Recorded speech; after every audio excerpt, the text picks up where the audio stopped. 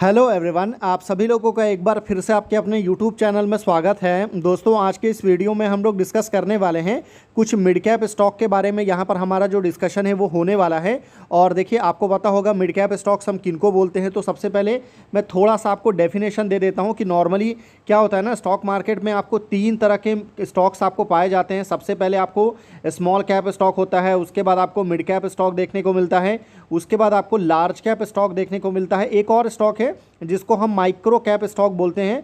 हालांकि ये बहुत ज़्यादा रिस्की होते हैं, तो हम इसके ऊपर में ज़्यादा डिस्कशन नहीं करते हैं, आपको पता होगा।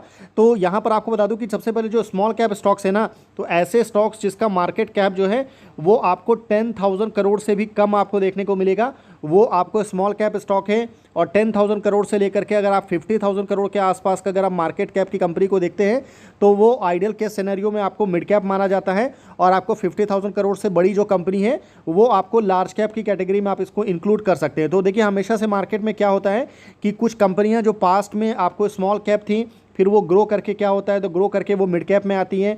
फिर वो कंपनी अगर और अच्छा करती है तो फिर वो ग्रो करके मिड कैप से आपको लार्ज कैप की कैटेगरी में भी एंट्री लेते हुए देखने को मिलती है। सेम वाइस वर्सा, अगर कंपनी बहुत ख़राब परफॉर्म करती है तो हमने पास्ट में बहुत सारी कंपनी देखा है जो कि एक समय पर बिल्कुल लार्ज कैप थी, फिर वो घट करके मिड कैप में चली गई, और फिर वो मिड कैप से आपको स्मॉल कैप में, फिर आपको पेनी स्टॉक की कैटेगरी में भी जाते हुए हमने बहुत सारी कंपनी को पास्ट में देखा है। तो आपको कंटिन्यूसली जो है ऐसी कंपनीज के बिजनेस को ट्रैक करते रहना चाहिए जिनमें पोटेंशियल हो, जो अभी करंटली स्मॉल कैप में है, जो मिड कैप में जा सकती हो, या जो अभी आपको मिड कैप में है जो आपको लार्ज कैप में जाने का पोटेंशियल रखती हैं। तो ऐसे कंपनीज को जो है आपको कंटिन्यूसली ट्रैक करते रहना चाहिए। तो यहाँ पर हम ऐसे कुछ वो आपको लार्ज कैप स्टॉक डिस्कस करेंगे जो आपको अभी करंटली मिड कैप स्टॉक है। तो थोड़ा ध्यान में रखिएगा। टॉपिक के ऊपर में आते हैं। तो हमारा टॉपिक क्या है, तो हमारा टॉपिक है best 3 mid cap stocks potential to become large cap in near future. तो ये हमारा आज का टॉपिक है। यहाँ पर जो हम 3 स्टॉक डिस्कस करने वाले हैं, पूरी तरह से knowledge and education based video है। किसी भी तरह का कोई भी आपको तीनों में से किसी भी कंपनी को लेकर के बाई सेल या फिर होल्ड करने का रिकमेंडेशन बिल्कुल भी नहीं है। तो इस चीज़ को आप ज़रूर ध्यान में रखिएगा। डिस्कशन में आगे बढ़ें उससे पहले आप हमारे टेलीग्राम ग्रुप को या हमारे टेलीग्राम चैनल को अभी तक अगर आपने विजिट नहीं किया है, सब्सक्राइब नहीं किया है, तो उसको जाकर के एक बार ज़रूर सब्सक्राइब कर लीजिएगा। 142 के सब्सक्राइबर के आसपास आपको देखने को मिलेगा। और इसके पीछे का रीजंस जो है मैं ऑलरेडी आपके पास्ट के बहुत सारे वीडियोज़ में बता चुका हूँ, तो दोबारा से हम उसको रिपीट नहीं करेंगे। तो टेलीग्राम पर ज़रूर विजिट कर लीजिएगा। अब चलिए वीडियो के ऊपर, टॉपिक के ऊपर आते हैं।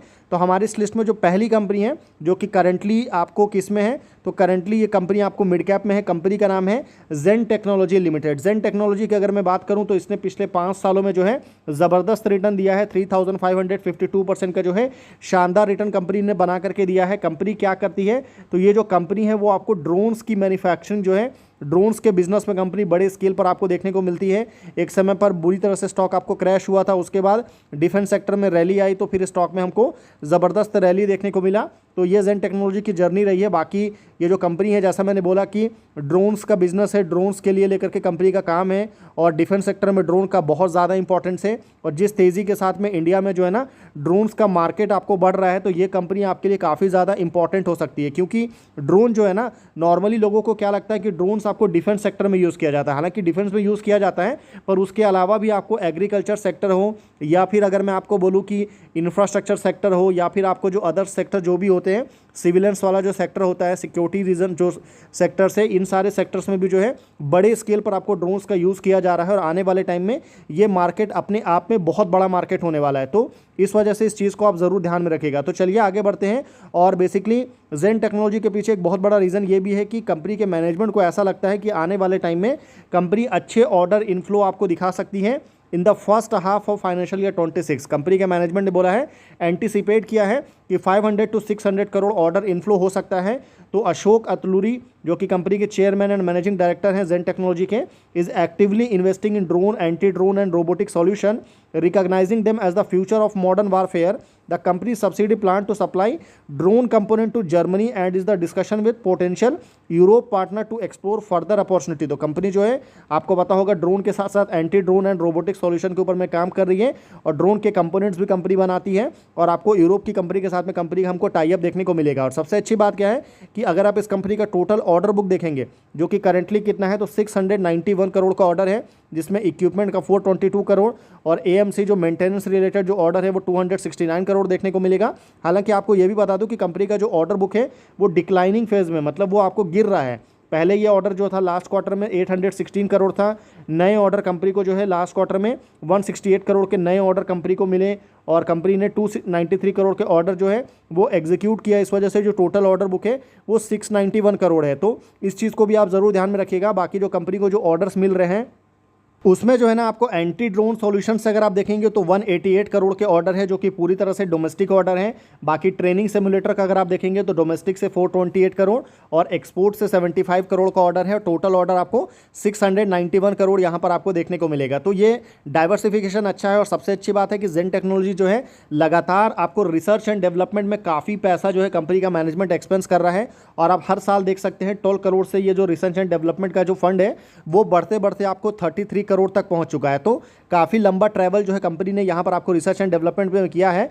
बाकी अगर आप रेवेन्यू देखेंगे तो कंपनी ने शानदार ग्रोथ शो किया है। लास्ट ईयर 440 करोड़ का रेवेन्यू था जो कि इस साल आपको बढ़ करके 974 करोड़ हो चुका है। यानी कि एक साल के अंदर में कंपनी का जो रेवेन्यू है वो हमको यहाँ पर 2 टाइम्स से ज़्यादा देखने को मिला। मतलब सीधा सीधा डबल का ग्रोथ जो है कंपनी ने यहाँ पर हमको शो किया है ईयरली बेसिस में।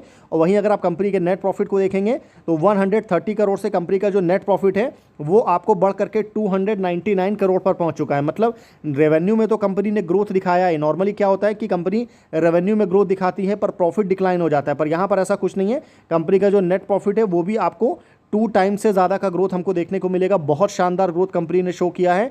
और अगर आप कंपनी के फंडामेंटल के ऊपर अगर आप आएंगे तो देख सकते हैं मार्केट कैप ओनली अभी आपको 17,780 करोड़ का मार्केट कैप जेन टेक्नोलॉजी का देखने को मिलेगा।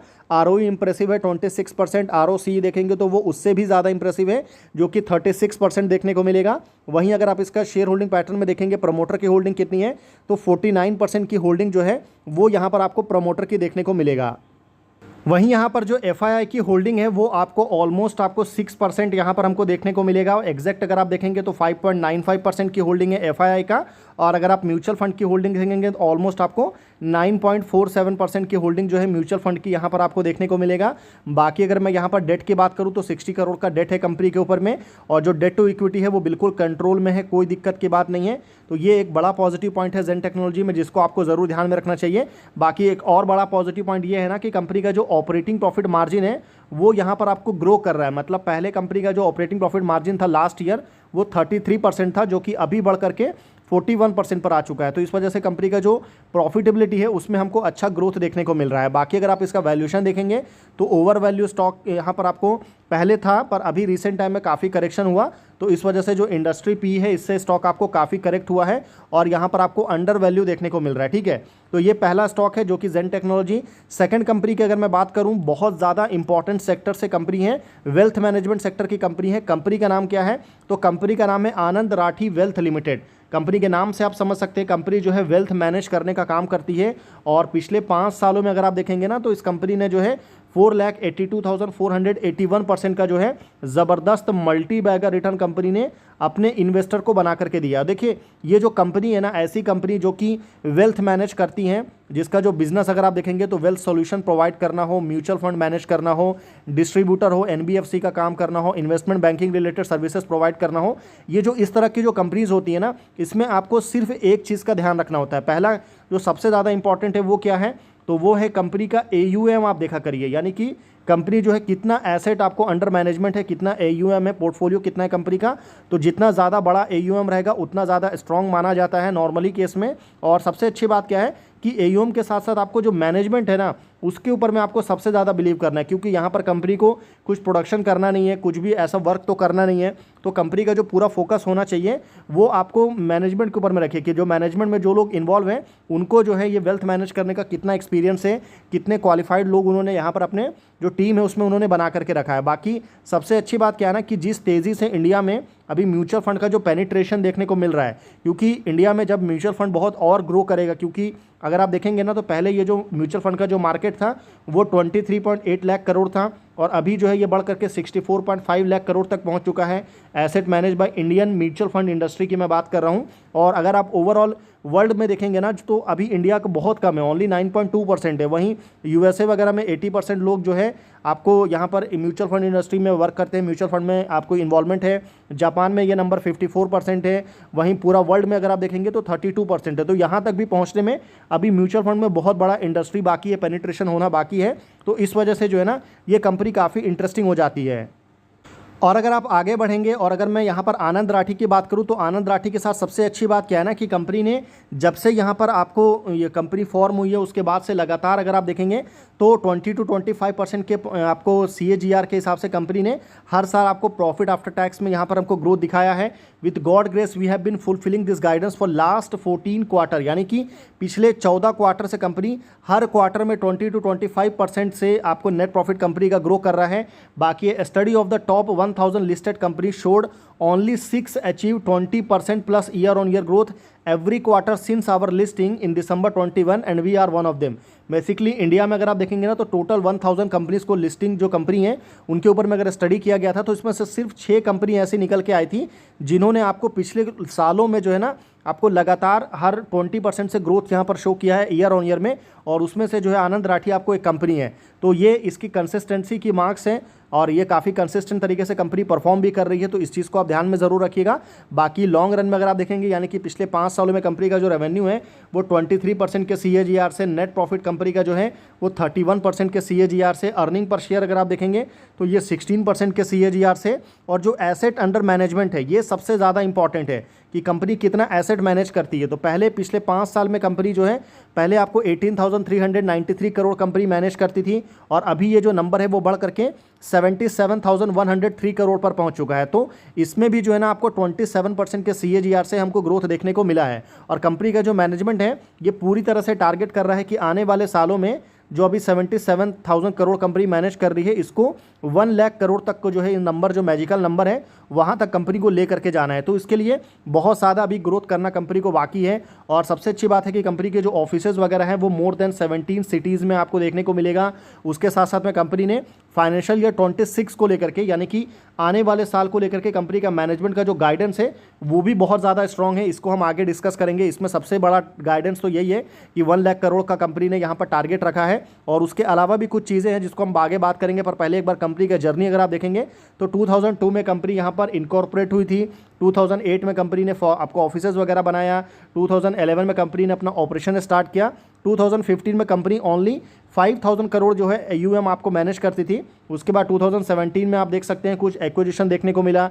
2018 आते आते यानी कि सिर्फ 3 साल में कंपनी का जो एसेट अंडर मैनेजमेंट है वो आपको 5,000 करोड़ से बढ़ करके 15,000 करोड़ हो गया। यानी कि 3 साल में कंपनी का जो AUM है उसमें हमको 3 टाइम्स का ग्रोथ देखने को मिला। बाकी 2019 में अगर आप देखेंगे तो ये 18,000 करोड़ से आपको 15,000 करोड़ से बढ़ करके 20,000 करोड़ AUM हो गया। उसके बाद 20 में देखेंगे तो कंपनी अपने बिजनेस को एक्सपांड करती है। 21 में कंपनी स्टॉक मार्केट में लिस्ट होती है। 22 में अगर आप देखेंगे तो कुछ अलग अलग और भी नई सिटीज़ में कंपनी अपने बिजनेस को एक्सपांड करती है, जिसमें अहमदाबाद, विशाखापट्टनम, कोयम्बटूर और नागपुर में अपनी ऑफिसेज वगैरह ओपन करती है। और 2023 में कंपनी के पास में जो AUM था वो 55,000 करोड़ था और अभी करंटली ये आपको 77,103 करोड़ है। वहीं जैसा अगर मैं आपको कंपनी के नंबर्स की अगर मैं बात करूँ ना तो लास्ट ईयर कंपनी का जो रेवेन्यू था वो 752 करोड़ था, जो कि इस साल आपको बढ़ करके 980 करोड़ पर पहुंच चुका है। मतलब कंपनी का रेवेन्यू जो है उसमें हमको ज़बरदस्त ग्रोथ यहाँ पर हमको देखने को मिला है। और वहीं अगर मैं यहाँ पर बात करूँ कंपनी का जो बेसिकली नेट प्रॉफिट है तो नेट प्रॉफिट में भी कंपनी ने शानदार ग्रोथ शो किया है। 226 करोड़ से बढ़ करके 301 करोड़ पर आ चुका है कंपनी का। और ये देखिए जो नेट प्रॉफिट है इसमें ग्रोथ तो आया है, पर कंपनी के मैनेजमेंट ने फाइनेंशियल ईयर 26 को लेकर के भी जो है ना यहाँ पर नेट प्रॉफिट की बात की है कि कंपनी का जो मैनेजमेंट है नेक्स्ट ईयर आपको 375 करोड़ का जो है यहाँ पर आपको नेट प्रॉफिट जो है वो एक्सपेक्ट करके दिखा रहा है। और आने वाले साल में जो है कंपनी का पहली बार जो है फाइनेंशियल ईयर 26 में 1000 करोड़ को नंबर को क्रॉस करेगी और 1175 करोड़ का जो है ना यहाँ पर टारगेट रखा गया मैनेजमेंट की तरफ से कि ये रेवेन्यू का जो है गाइडेंस है फाइनेंशियल ईयर 26 के लिए। वहीं अगर आप कंपनी के फंडामेंटल के ऊपर अगर आप आएंगे तो यहाँ पर आप देख सकते हैं कि मार्केट कैप जो है वो 17,230 करोड़ का आपको मार्केट कैप है। और अगर आप इसमें ROE देखेंगे तो काफ़ी ज़्यादा इंप्रेसिव है, 45.3% का ROE है। ROCE देखेंगे तो ये बहुत ज़्यादा इंप्रेसिव है, 56.3% का आपको ROCE देखने को मिलेगा। यानी कि ROE एंड ROCE के मामले में ये इस कंपनी ने बहुत अच्छा परफॉर्मेंस यहाँ पर हमको जो है वो करके आपको दिखाया है। बाकी अगर मैं यहाँ पर बात करूँ कंपनी का बेसिकली प्रमोटर होल्डिंग की, तो प्रमोटर होल्डिंग काफ़ी स्ट्रांग है, 47.3% की होल्डिंग है। हालांकि सिर्फ यहाँ पर प्रमोटर की होल्डिंग नहीं है, यहाँ पर FII जो है वो भी एक स्ट्रांग होल्डिंग होल्ड करते हैं। ऑलमोस्ट आपको 4.85% की होल्डिंग FII की। म्यूचुअल फंड की अगर मैं बात करूं तो 7% से ज़्यादा की होल्डिंग आपको म्यूचुअल फंड भी यहाँ पर होल्ड करते हैं। और वहीं यहाँ पर इसकी कंपनी के मार्जिन्स वगैरह बोलूँ तो 44% का जो है ना स्ट्रॉन्ग ऑपरेटिंग प्रॉफिट मार्जिन आपको देखने को मिलेगा। और कंपनी के जो रिजर्व वगैरह है वो भी काफ़ी स्ट्रॉन्ग है, 632 करोड़ के आसपास है। हालांकि डेट कंपनी के पास में कम है, ओनली 79 करोड़ का डेट है। डेट टू इक्विटी भी बिल्कुल कंट्रोल में है, तो ये भी एक बड़ा पॉजिटिव पॉइंट है। हालांकि मैं आपको हमेशा बताता हूँ कि डेट वगैरह जो है नॉर्मली इस तरह की कंपनीज में जो वेल्थ मैनेजमेंट कंपनी है यहाँ पर ज़्यादा डेट की रिक्वायरमेंट है नहीं, तो इस वजह से यहाँ पर आपको डेट देखने को नहीं मिलता है। बाकी वैल्यूएशन एक चीज़ ज़रूर है, एक कंसर्न ज़रूर है, हालांकि कोई बहुत ज़्यादा ओवर वैल्यू स्टॉक नहीं है। इंडस्ट्री P 55.2 और स्टॉक का P 57.5, यानी कि एक तरह से आप बोल सकते हैं कि ये फेयरली वैल्यूएशन के ऊपर में ये स्टॉक अभी आपको अवेलेबल है। तो ये सेकंड कंपनी हो गई। अब चलिए आगे बढ़ते हैं और थर्ड कंपनी की बात करते हैं। थर्ड कंपनी कौन सी है, तो कंपनी का नाम है जय बालाजी इंडस्ट्रीज़ लिमिटेड। और जय बालाजी इंडस्ट्री की अगर मैं बात करूँ तो ये कंपनी ने पिछले 5 सालों में आपको 2667% का जो है शानदार रिटर्न बना करके दिया है। कंपनी जो है आयरन एंड स्टील सेक्टर से बिलोंग करती है। आयरन एंड स्टील के जो प्रोडक्ट्स वगैरह होते हैं वो कंपनी आपको पाइप्स वगैरह जो है बड़े स्केल पर कंपनी इसका बिजनेस करती है। और अगर आप देखेंगे तो कंपनी जो है one of the largest manufacturer of value added DI pipe and specialized ferro alloys pipes जो है कंपनी प्राइवेट सेक्टर में ईस्टर्न इंडिया में बनाती है। कंपनी के टोटल 4 मैन्युफैक्चरिंग प्लांट देखने को मिलेगा, जो कि आपको वेस्ट बंगाल एंड छत्तीसगढ़ में है। और कंपनी का जो fully integrated greenfield manufacturing capacity है वो 1.1 मिलियन टन आपको देखने को मिलता है। कंपनी फर्स्ट कंपनी है वेस्ट बंगाल में to set up sponge iron and waste heat recovery power plant वगैरह जो कंपनी ने यहाँ पर आपको बनाया है। एक्सपोर्ट के ऊपर में भी कंपनी यहाँ पर कंटिन्यूसली आपको वर्क कर रही है। बाकी अगर आप कंपनी के फ्यूचर की बात करूँ, यानी कि कंपनी जो अपना टारगेट लेकर के चल रही है, कंपनी का फोकस है DI pipe, specialized ferro alloy and value added product के ऊपर में कंपनी का फोकस है। कंपनी अपने बैलेंस शीट को बहुत ज़्यादा स्ट्रॉन्ग लेकर के चल रही है। कंपनी का ये मानना है कि बैलेंस शीट के ऊपर में बहुत ज़्यादा वर्क करना बहुत ज़रूरी है, और इसके ऊपर में यहाँ पर आप देख भी सकते हैं। तो कंपनी ने अपने डेट को काफ़ी हद तक कम भी किया है। मार्जिन एक्सपांशन के ऊपर में कंपनी लगातार आपको काम कर रही है। बाकी कंपनी ने फाइनेंशियल ईयर 26 को लेकर के गाइडेंस रखा है कि आने वाले साल में जो है कंपनी का रेवेन्यू ग्रो जो है वो 25 to 30% होना चाहिए। उसके साथ साथ DI पाइप्स का जो प्रोडक्शन है वो 4 लाख टन को क्रॉस करने का टारगेट कंपनी ने रखा है। बाकी अगर आप कैपेक्स देखेंगे तो कंपनी ने 175 करोड़ का कैपेक्स यहाँ पर अनाउंस किया है कंपनी ने। और इस फंड को कहाँ पर कंपनी यूज़ करेगी, तो अपने जो प्रोडक्शन वगैरह है उसको बढ़ाने में इसको यूज़ करेगी। बाकी जो EBITDA मार्जिन है उसको बढ़ा करके 16 to 17% तक लेकर के जाना है। तो ये कंपनी के मैनेजमेंट का टारगेट है फाइनेंशियल ईयर 26 को लेकर के। और कंपनी पूरी तरह से अपने डेट को कम करने के ऊपर में काम कर रही है। और आप देख सकते हैं लगातार कंपनी ने अपने नेट टर्म डेट को जो है वो आपको कम किया है। एक समय पे कंपनी के ऊपर में 3400 करोड़ से ज़्यादा का डेट था, जो कि अभी घट करके ऑलमोस्ट आपको 221 करोड़ के आसपास आपको पहुंच चुका है। तो डेट टू इक्विटी पहले एक इशू ज़रूर था, पर अभी ये कोई बहुत बड़ा इशू आपको कंपनी में देखने को नहीं मिलेगा। बाकी रेवेन्यू के ऊपर अगर आप आएंगे तो 6400 करोड़ का रेवेन्यू था, अभी भी ऑलमोस्ट उतना ही है, थोड़ा सा डिक्लाइन हुआ है। और प्रॉफिट भी यहाँ पर डिक्लाइन हुआ है, पहले ये 880 करोड़ था और अभी ये घट करके आपको 558 करोड़ देखने को मिल रहा है। तो डिक्लाइन यहाँ पर प्रॉफिट क्यों हुआ है, तो देखिए इसमें सबसे बड़ा जो रीज़न है ना वो आपको देखने को मिलता है कि कंपनी का जो नेट प्रॉफिट डिक्लाइन हुआ है। मार्जिन्स वगैरह तो अपनी तरफ है, टैक्स वगैरह जो है कंपनी ने काफ़ी ज़्यादा पहले पे किया है, अभी जो है टैक्स वगैरह कंपनी ने उतना ज़्यादा पे नहीं किया है। बाकी अगर आप कंपनी के फंडामेंटल पर आएंगे तो 11,449 करोड़ का मार्केट कैप वाली कंपनी है। ROE इसका काफ़ी इंप्रेसिव है, 30% से ज़्यादा है।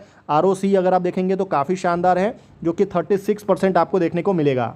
वहीं अगर आप इसका प्रमोटर होल्डिंग देखेंगे तो 64% से ज़्यादा की आपको प्रमोटर होल्डिंग यहाँ पर देखने को मिलेगा। बाकी FII की यहाँ पर स्ट्रॉन्ग होल्डिंग है 3.56%। हालांकि आपको बता दूं कि म्यूचुअल फंड यहाँ पर कोई बहुत अच्छी होल्डिंग नहीं रखते हैं, ओनली 0.11% की होल्डिंग जो है वो यहाँ पर आपको म्यूचुअल फंड के देखने को मिलेगा। बाकी अगर आप मैं डेट की बात करूँ तो 500 करोड़ के आसपास का लेटेस्ट डेट है। डेट टू इक्विटी भी काफ़ी कम है, तो ये एक पॉइंट ज़रूर है। बाकी वैल्यूएशन अगर आप देखेंगे तो इंडस्ट्री P 22.6 और स्टॉक का जो P है वो आपको 20.5 देखने को मिलेगा, यानी कि वैल्यूएशन के पॉइंट ऑफ व्यू से ये स्टॉक यहाँ पर अंडर वैल्यू है। तो ये 3 स्टॉक यहाँ पर मैंने डिस्कशन के लिए लिया है और मैंने कोशिश किया है कि तीनों जो कंपनी है ना, यहाँ पर कोशिश किया जाए कि आपको आने वाले टाइम में कंपनी कैसा कर सकती है उसको ध्यान में रखते हुए जो है यहाँ पर आपको मैंने कोशिश किया बनाने के लिए। बाकी आई होप आपने वीडियो को यहाँ पूरा एंड तक देखा है। अगर आपने यहाँ वीडियो को पूरा एंड तक देखा है तो उसके लिए बहुत बहुत थैंक यू। और फिर मिलते हैं आपसे अगले वीडियो में। बाकी वीडियो इन्फॉर्मेटिव लगा हो तो वीडियो को ज़रूर आप लाइक करिएगा।